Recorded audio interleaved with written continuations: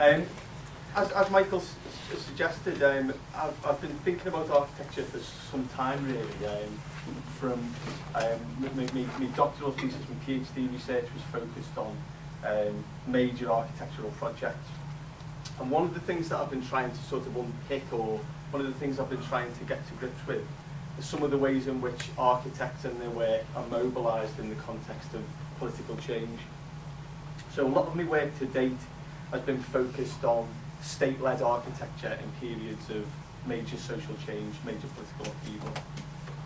And I suppose just to sketch out my approach to some of these questions, or I suppose to give you the conclusion of the book, is that the architecture is a site where social visions are articulated, and because of that, it's a sort of a very opportune site from the point of view of social science to investigate questions of politics, society, identities, past, futures, etc., etc.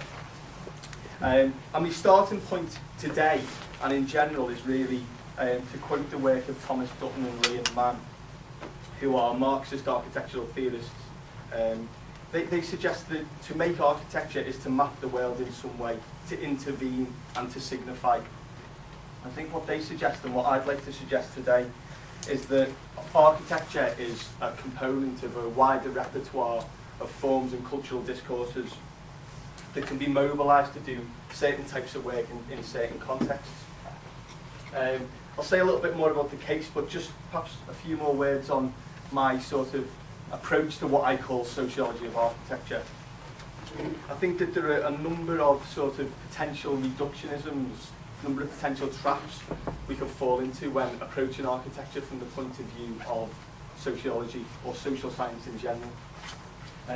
The first sort of reductionism, or the first trap we could fall into, is to just reduce architecture and the built environment to political economy.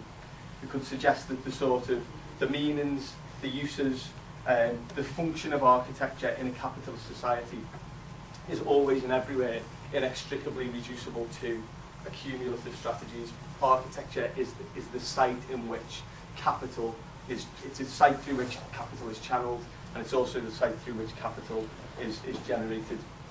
So I think that to reduce architecture to a sort of ahistorical or overly general sort of output of capitalist process can be to misunderstand the sort of specificities or the additional force that architecture adds to economy and politics.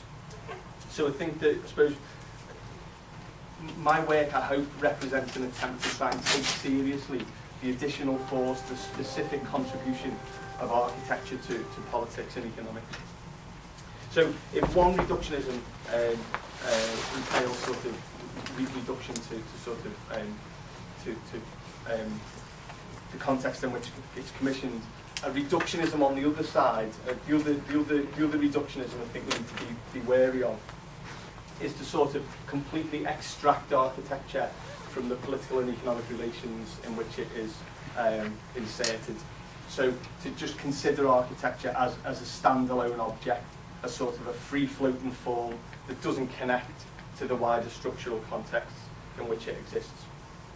So what I want to do today, I suppose, in quite sort of simple terms, is to think about a planned project, to think about the Liverpool Waters project, which is a major regeneration scheme that's just been granted planning permission. And in particular, what I want to think about is what architecture does in the context of these series of plans. What is it that the models, the projections of architecture do to add an additional force or an additional resonance to the Liverpool Waters project?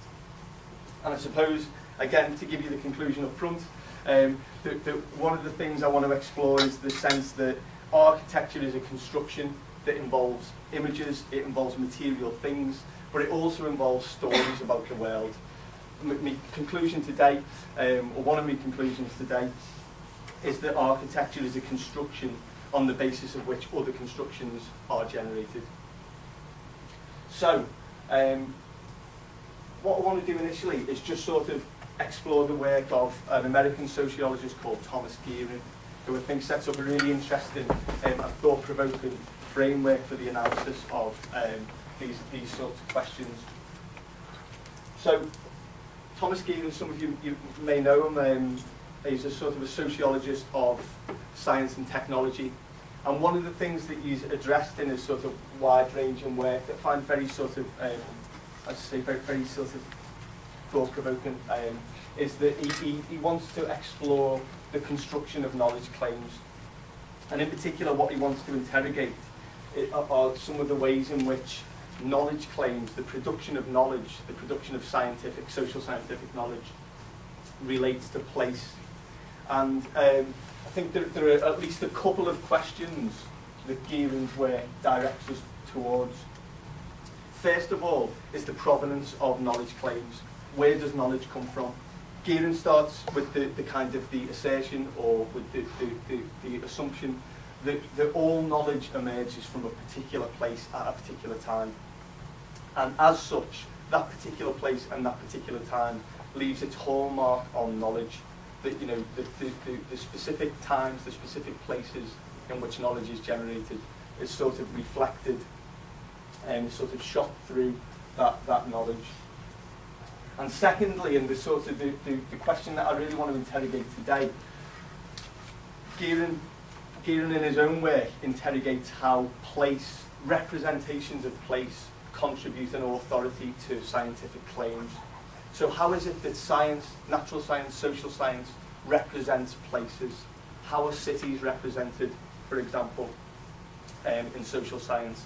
And how does this add an additional force or an additional sort of strength to the nature of those claims? And in a very sort of interesting article on the work of the Chicago School of Urban Sociology, Gearin really fleshes out, or really develops this analysis. So many of you will know the Chicago School of Sociology, the first school of sociology anywhere in the US. It was also the first school of geography, I think, and that meant that there was a very close relationship between the sociologists and the geographers, of course to be encouraged, and the sort of Chicago School of Sociology was an incredibly sort of spatial version of social analysis.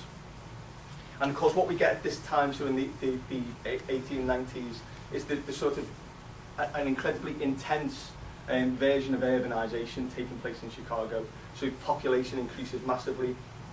There are all sorts of social changes. There are all sorts of political, economic struggles that are taking place in Chicago in this period of time, including, of course, the Haymarket Riot of 1886, which is the precedent for May Day yesterday. So, you know, Chicago is this kind of hotbed of political change, economic change, and sort of attempts from within social science to make sense of urban change. And Chicago becomes this sort of exemplar, this motif within social science, almost like a testing ground for sociological method and sociological investigation. And what Gearin wants to explore are representations of the city of Chicago in the research of the Chicago School. So he wants to unpick the ways in which Chicago is sort of constructed as an object of study in the analysis of the Chicago School. And his conclusion is effectively that these representations of Chicago become a resource. They become a way that the sociologists of the Chicago School add an additional impetus or an additional sort of force to their work. And he suggests that this happens in the work of the Chicago School thanks to two sort of tropes or two sort of argumentative strategies. And he refers to them as the lab and the field. And he says that the work of the Chicago School can all be positioned, or representations of Chicago in the work of the Chicago School can be positioned in one of these two ways, as either reflecting the sort of imperatives of the lab or the imperatives of the field.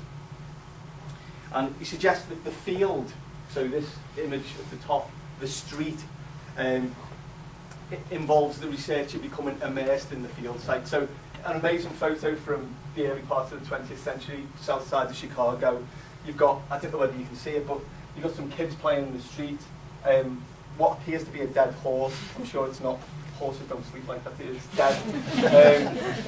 There are kids with their feet down the sewer. This is kind of, you know, the classic sort of, this is one of the classic sites of analysis of the Chicago school.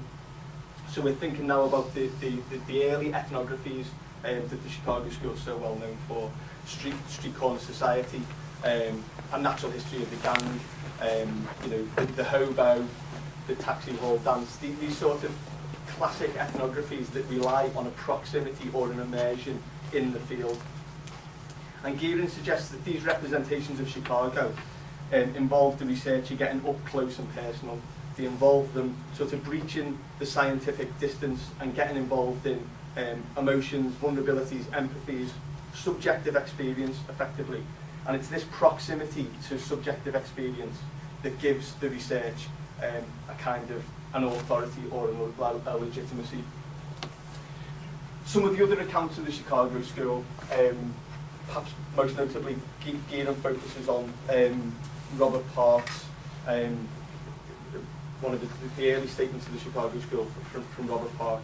The book The City, he suggests, draws on the sort of the metaphor of the lab. And what we get in these analyses are sort of the white coats, the scientific orthodoxy, the sort of the resonances of natural science.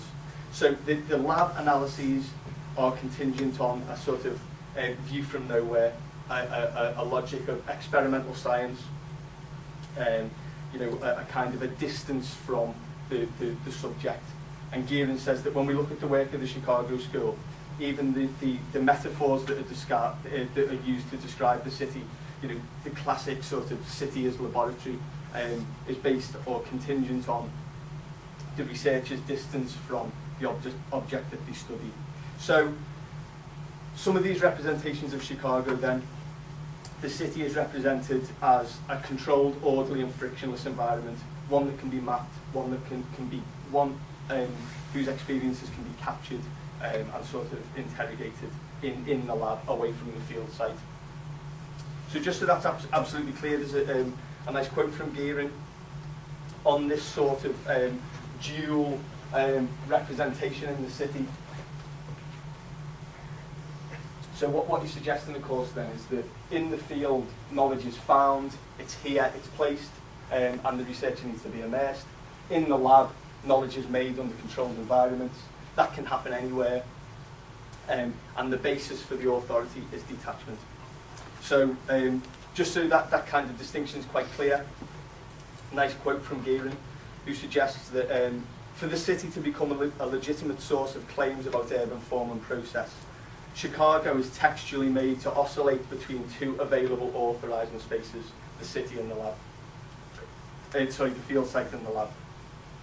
As a field site, the city becomes a found and uncorrupted reality, the singularly ideal place to do urban research, and this requires the analyst to get up close and personal. As a laboratory, Chicago becomes a controlled environment where artificial specimens yield generalities true anywhere, requiring of the analyst distance and objectivity. So these two sort of tropes, these two representations of the city, Gearin suggests add force, add a kind of an additional power to the claims, the research that is generated by the Chicago school. And it's in this sort of shuttling, Gearin refers to it as a shuttling between these two positions, sometimes using the authority of the lab, sometimes using the authority of the field, and sometimes simultaneously switching between them, between both. The place itself is mobilised as an authorising trait, as an authorising device. And Gearin refers to this mobilisation of place, this creation of a resource to draw on, as the creation of a truth spot. And he suggests that these truth spots are, in effect, a geographic, architectural and rhetorical construction that is delimited geographical location that lends credibility to claims. Truth spots are places in that they're not just a point in the universe, but also, and irreducibly, the material stuff agglomerated there, both natural and human built, and the cultural interpretations and narratives, more or less explicit, that give meaning to the spot. So what Gearin's suggesting is that in their work, the Chicago School create a kind of a truth spot. They generate ownership over these representations of Chicago, and make that representation of the city do certain things in the context of their work. Now, before we get on to the Liverpool Waters case and see what work this framework can do in that context, I just want to say a little bit about modelling, because what we've got in the Liverpool Waters, I keep giving the punchlines away. Punchlines at the end of the joke, isn't it? I keep giving the conclusions away. But what I want to suggest is that what we see in the modellings, the architectural modellings of the Liverpool Waters site, is a kind of a switch in between these two codes, between the lab and the field. But before we get to that conclusion, I just want to say something on modelling itself. Does anyone recognise this hand? Le Corbusier, thank you, very good. So here's a kind of a classic representation of the urban model. So this is Le Corbusier's plan Voisin, so it's plan for the south bank of Paris.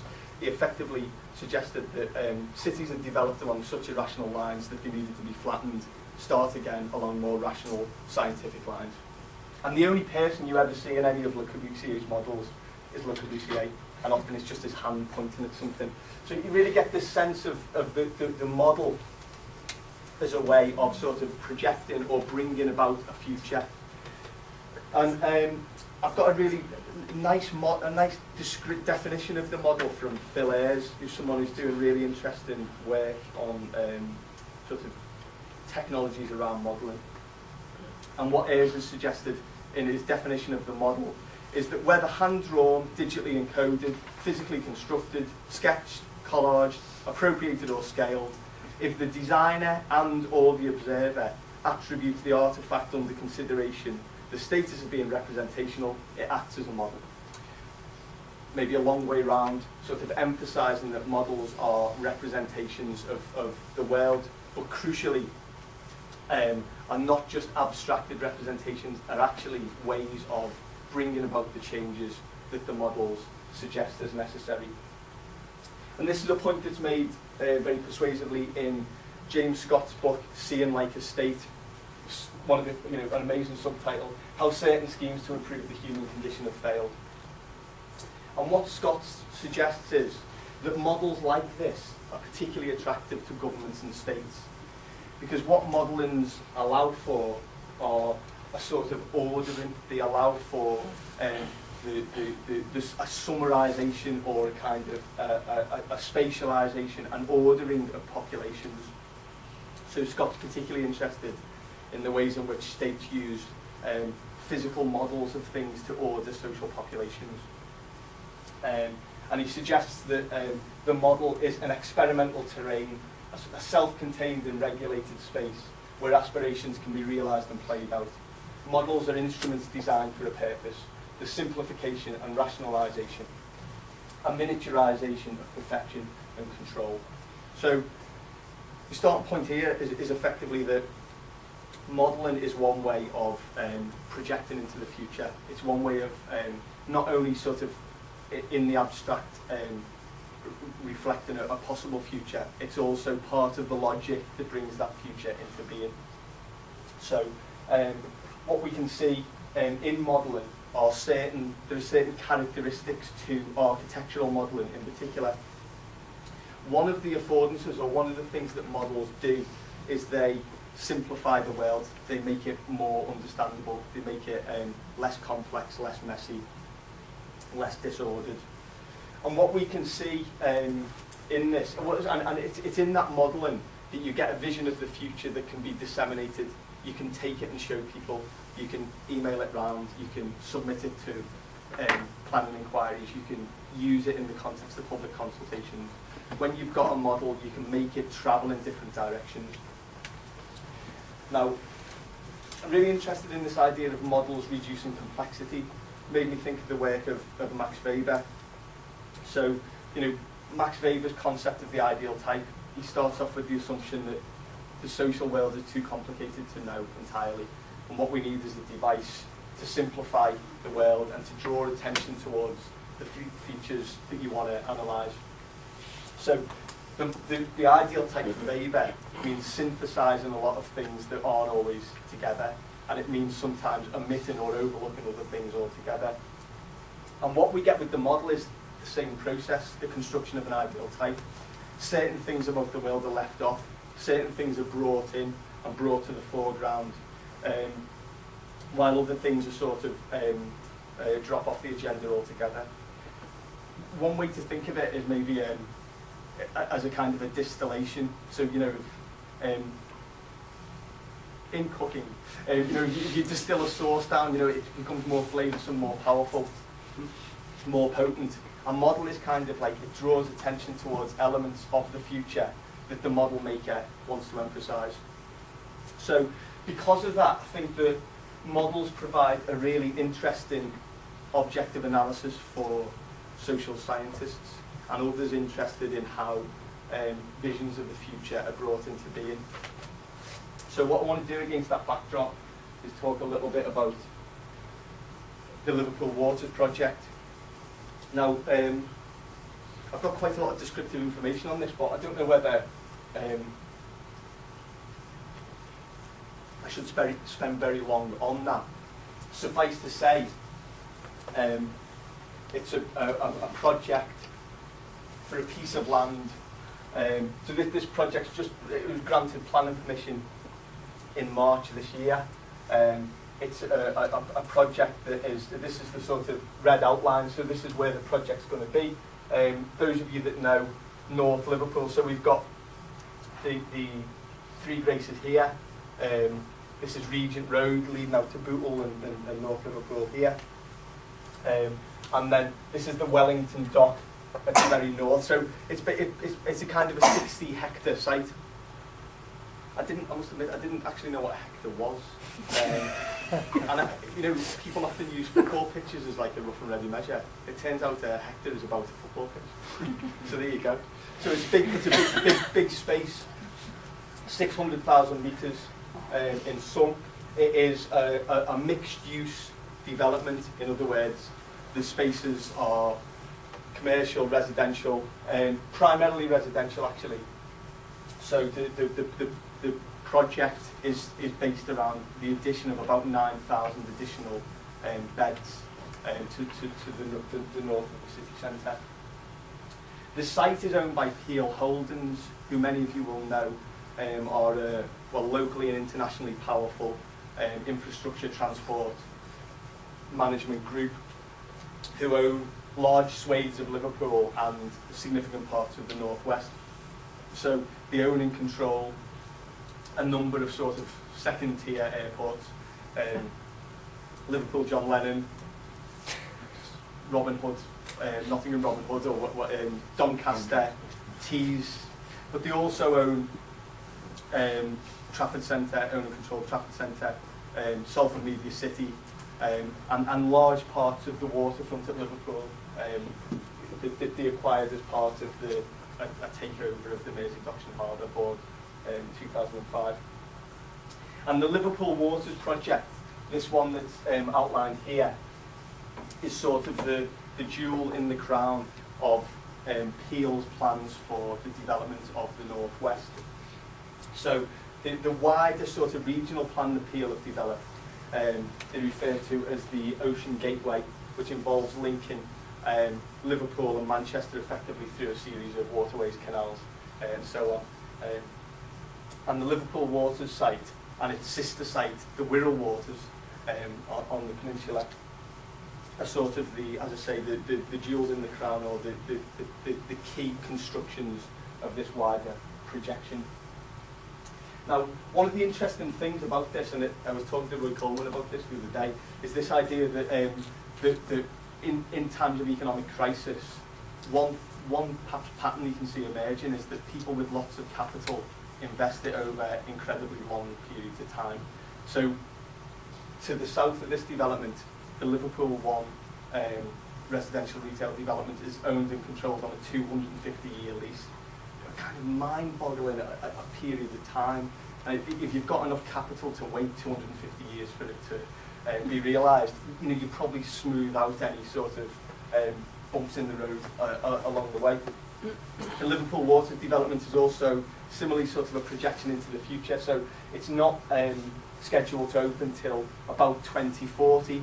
So kind of a time frame that means that lots of the people that are working on it now, lots of us that are thinking about it now, mightn't be around to see it, which is kind of a strange sort of, it puts the model in a very ambiguous position, I think, and I want to talk about that a little bit more. I want to just do a little bit of analysis. I should say as well, this is sort of work in progress, which is maybe academic code for a bit rough in parts. But what I'd like to do is talk about what some of these modelling images are actually being used for in the context of the Liverpool Waters development. Sorry, and all the data, all the images you're about to see, all the text that's part of the analysis, all comes from the Liverpool Waters website. So it's hosted by Peel. It's an incredible resource. They've got up there, they've got all of the technical master planning documents, the whole planning submission, all the public video of all the public consultation, the raw data that was generated by those consultations. It's an an incredible sort of package of things about the development, and it's that I want to say something about now, really. So, again, I won't go into too much detail. What time should we finish, Michael? Sorry. We'll go on until okay. No. Okay. So well. Two. Yeah. Okay. So well, perhaps just then to say very briefly that the images that I'm about to use and say a little bit about are actually effectively sort of concept visions. So these are not the finalised. These are not the finalised plans, they're not the finalised models of how the scheme will actually look. They're sort of placeholders, the devices, the models that developers use to just sketch out sort of footprints of buildings, massings, roughly where things will be. So these are not the final images, but what I want to suggest is that they're still being asked to do certain things. They're still being sort of mobilised or drawn upon in particular directions. So just focusing on the representations of architecture in the built environment then, I think that the architectural modellings of the Liverpool the Liverpool Waters development are being asked to do at least two things, and very possibly very many more. One of the things that architecture is being used to do is to make connections with other places. So what we can see very clearly in architecture in general, architecture is a resource for making meaning about the world. And part of that meaning making is about the connections between places, connections between times, connections between places that aren't geographically proximate. So what we see in the development of almost any architectural style are a series of debates about where they come from, where they go, how they translate into new contexts.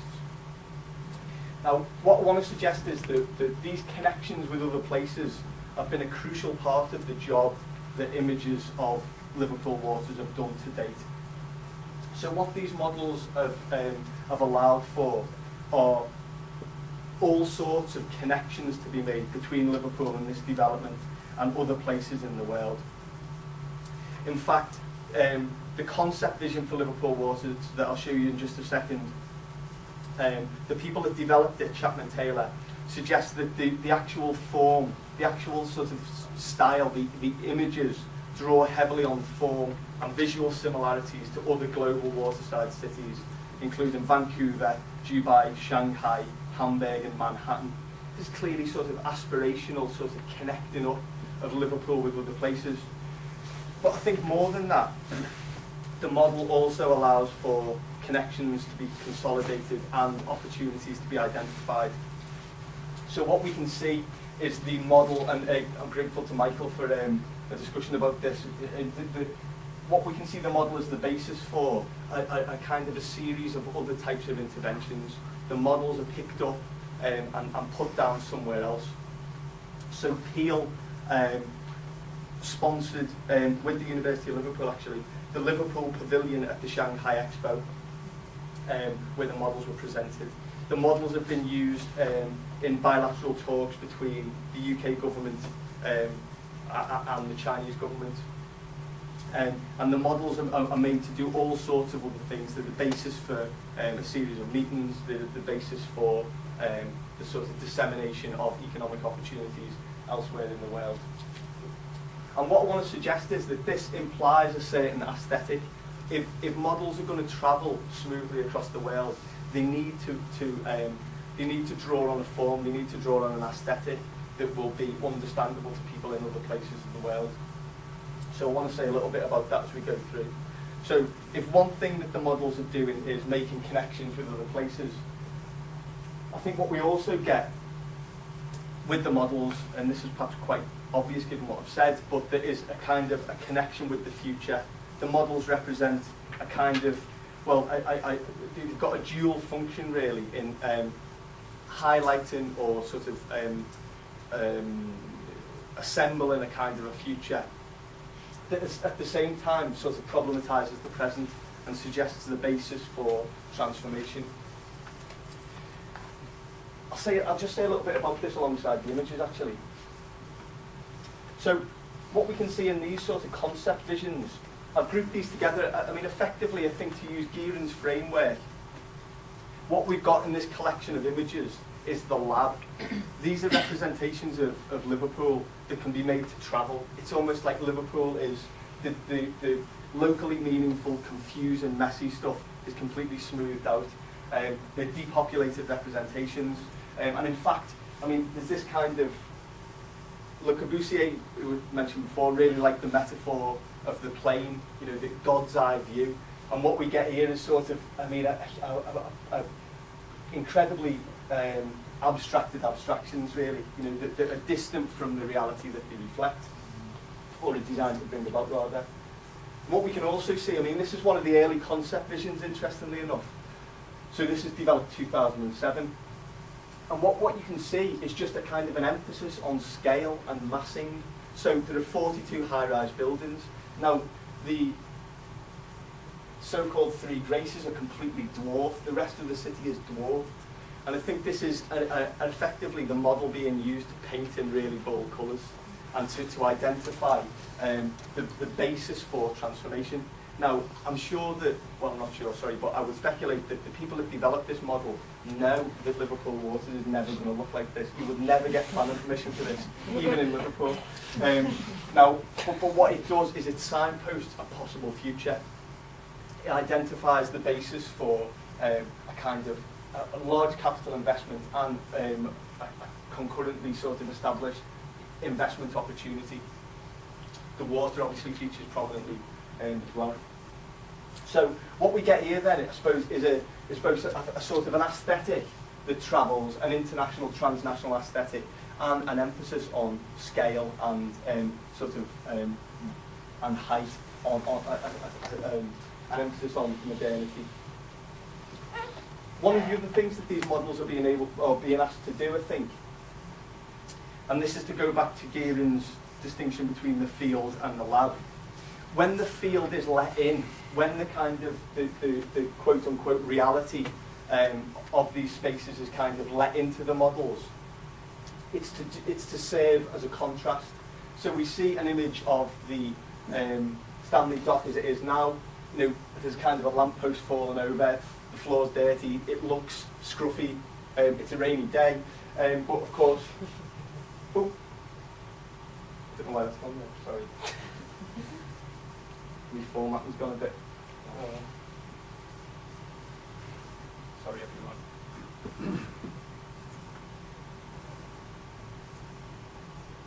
Perhaps I could have asked you to guess what that is.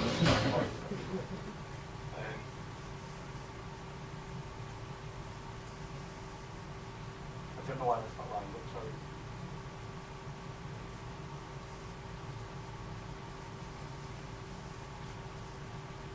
Okay. So what we get is kind of a representation of the same place with the kind of the problems of realism completely smoothed out. So it's this kind of switching between field and lab that becomes, again, a rhetorical device. There are lots of images like this on the site. The other thing that's perhaps just worth saying about these sort of architectural images, I want to say something else about what they're being asked to do. But it kind of got me to thinking that they're not like Le Corbusier's sort of completely abstracted sort of fantasy models. Well, they are fantasy models, but in a different way. They're populated, they're represented, we've got representative people in them. And of course, I don't know whether this is over-reading and I'm falling foul of one of the reductionisms I identified, but to me these people are recognisably middle class in disposition. You know, they're all white. There's people reading books, broadsheet newspapers, drinking espressos.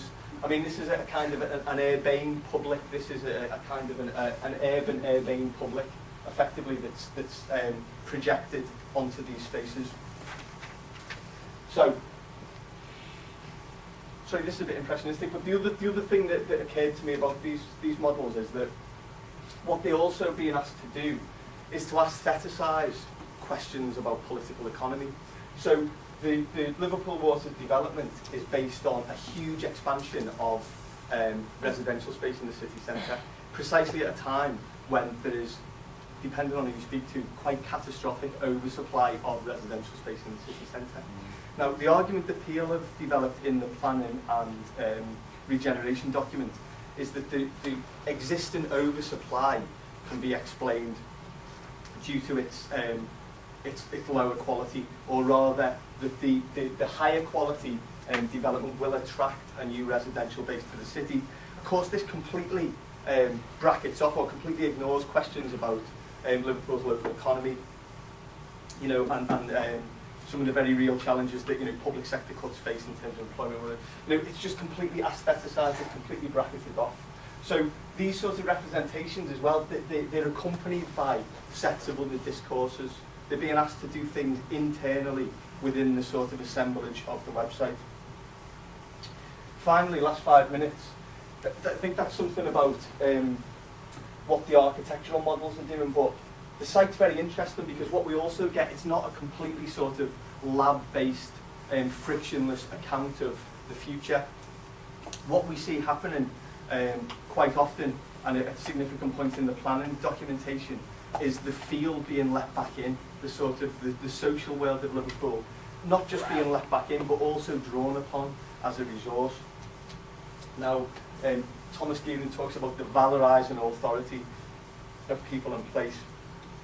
And I think what we can see with the models, in social terms, is a really interesting sort of, a really interesting reversal, or a really interesting move between the lab and the field. You know, as Doreen Massey, the geographer's, you know, been saying for a long time, capitalism isn't just abstracted. You know, it doesn't exist in space. It's not globalized. It's in here. You know, and the bad stuff is sustained by, you know, what goes on in here.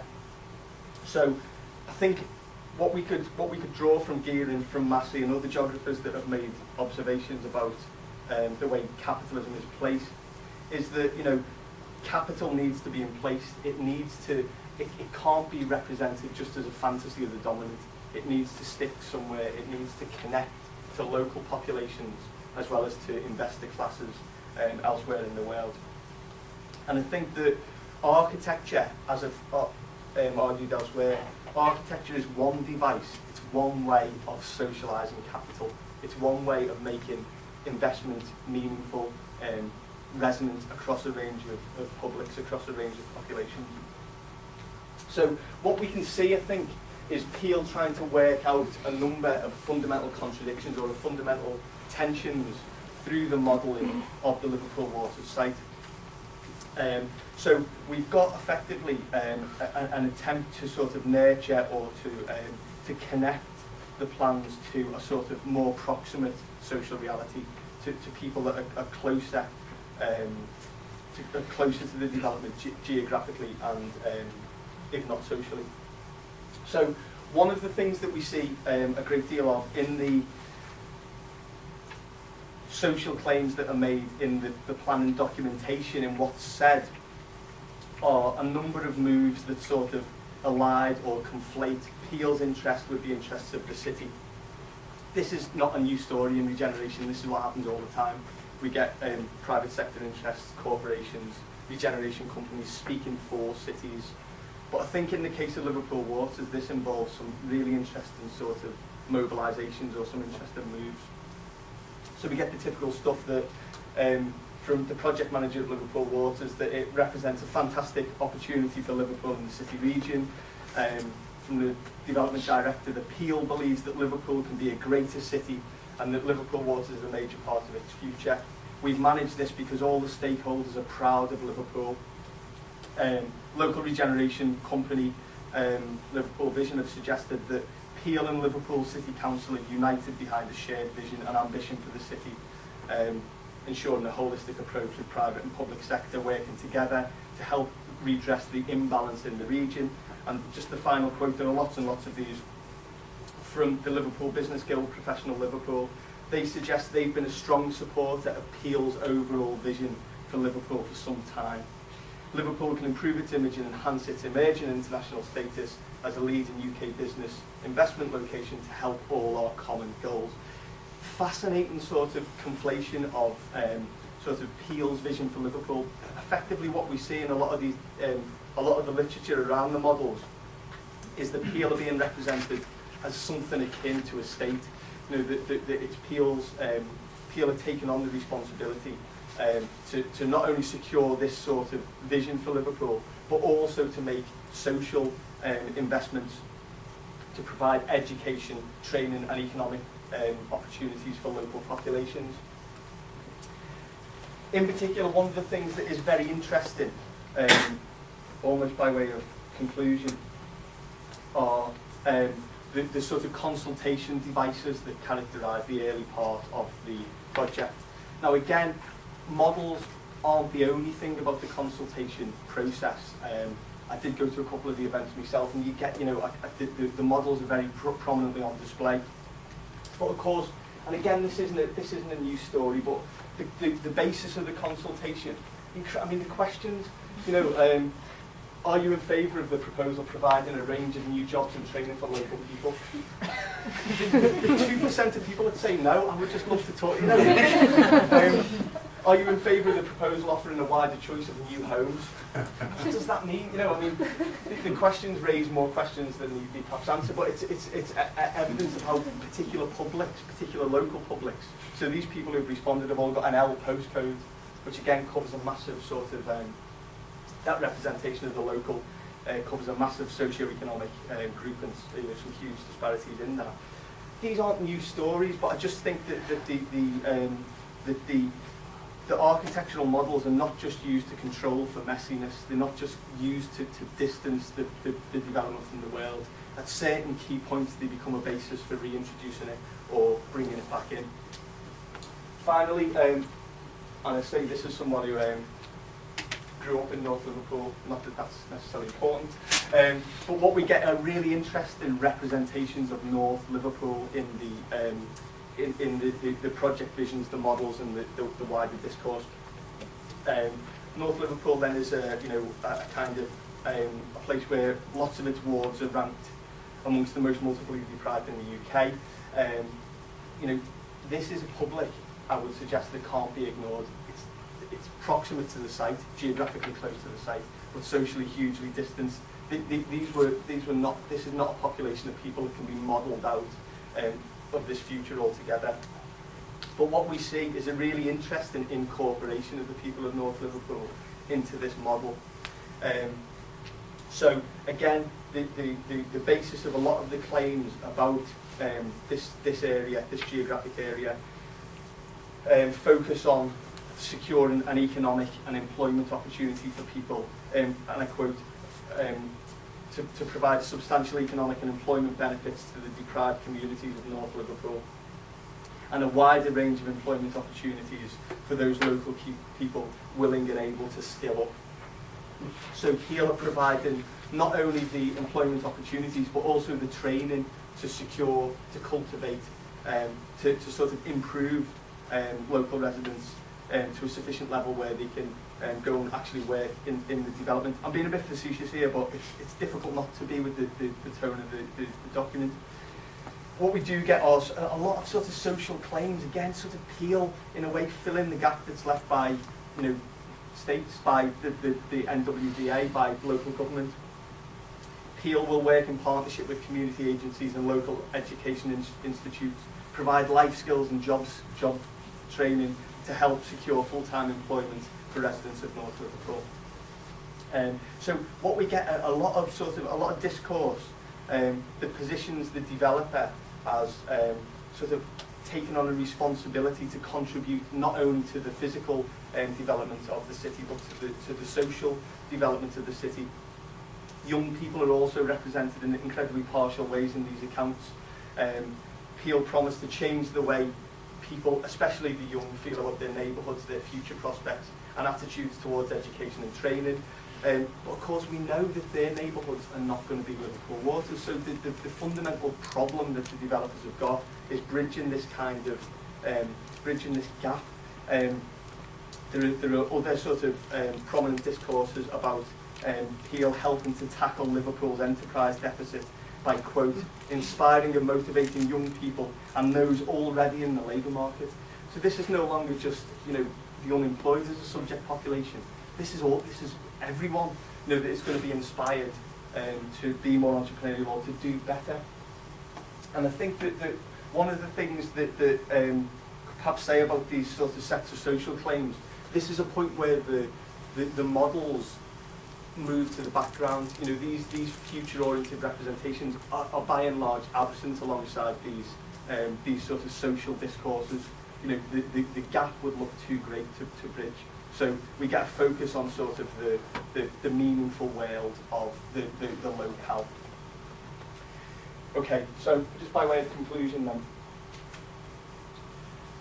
as I've suggested elsewhere, you know, the architecture is both the sort of site for the generation of surplus value. It's the site of capital investment and the extraction of capital, but it's also a site where that process is made meaningful or given an additional sort of resonance and additional force. So the construction of sort of Liverpool Waters as a truth spot is incredibly reliant on the built environment and the modelling of the built environment that provides a resource for various kinds of remaking. The models here are a construction on the basis of which other forms of claim making can be imbued with additional authority and social resonance. And the implication of architecture in the construction of these subjectivities also entails an embedding and emplacing of capital. Just finally then, the Liverpool Waters models and representations, I would suggest, constitute attempts to define the city and its future.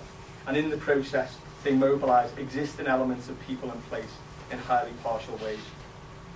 Considering the local as a temporal, spatial assemblage directs our attention to the role of architecture in this construction, and crucially the ways in which various types of capital, symbolic and material, are drawn from it.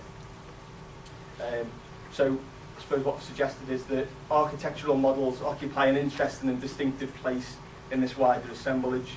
They provide a tangible form that can be made to travel in various directions, and they assist in the coordination and integration of otherwise disparate claims about the future. So from Gearing, I've suggested that architectural models allow for a kind of a switching of codes between the lab and the street. And in the case of Liverpool Waters, the attempt to generate a resonant vision of an economic future for the city has both implicated and imbricated architectural production. Okay, I'll leave it there. Thank you.